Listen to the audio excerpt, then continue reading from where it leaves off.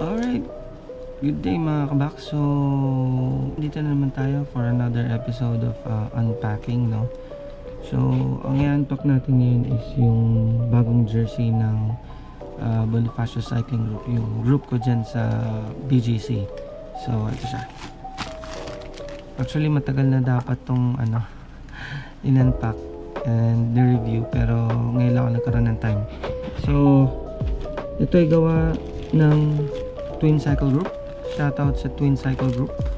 So, yung mga previous kit namin is talagang pinagagawa sa Twin Cycling Group by Sir Orly.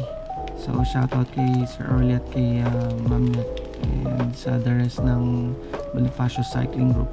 So, anyway, wag na natin patagalin. Let's go! Okay, so ito na nga. Unpack na natin. So, napakaganda ng niya, no? Seal.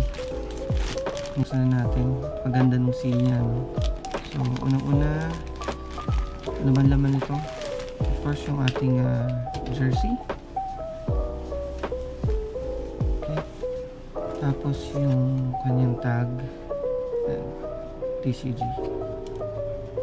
Twin Cycling Group. Or Twin Cycle Group.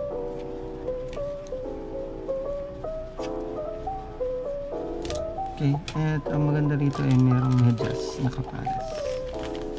Alright. Yun ang medyas namin. Ganda siya.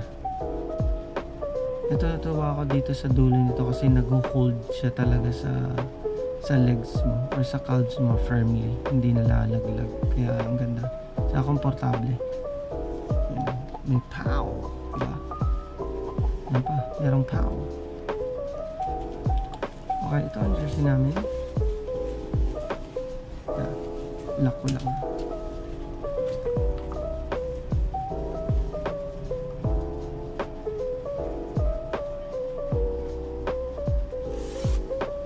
Okay, so ito ang aming jersey. By the way, tinatawag pala namin tong Boom Boom Pow jersey. Kasi nga may pow. At may I don't know if may boom ba rito, pero yun nga, boom boom powders yung tawag dito. Maganda to at malamig sa katawan.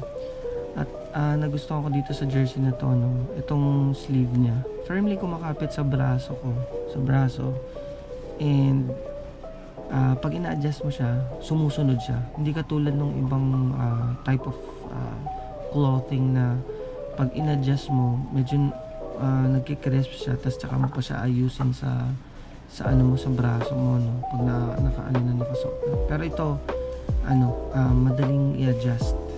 Tsaka napakalamig sa katawan. Kakaiba yung niya, yung klase ng tela. I'm not too sure anong klaseng material yung ni-request ni Sir Orly dito, no? And pinagawa to, as far as I know, is exclusive lang. When I say exclusive, hindi na uli sila gagawa ng ganitong katulad na same design na jersey. So pinagawa lang to for our team sa aming cycling group. Anyway, papakita ko na lang sa inyo yung picture na suot na namin to. Okay, saka yun pala, may mga bulsa rin, and meron siya zipper dito if you want to put your cards or credit cards or coins. Enough naman siya, I think, for a reasonable size cellphone. Try natin yung cellphone ko. Yung papasok. Pasok. Okay, so ayun yung cellphone ko. So hindi tayo makangamba na madudukutan tayo dyan sa Antipolo or sa Boso-Boso. Kasya pala siya. Hindi ko pa actually na-try ito, pero ngayon pa lang. Anyway, sana nagustuhan nyo ang ating unpacking ng aming jersey, ang Boom Boom Pow jersey.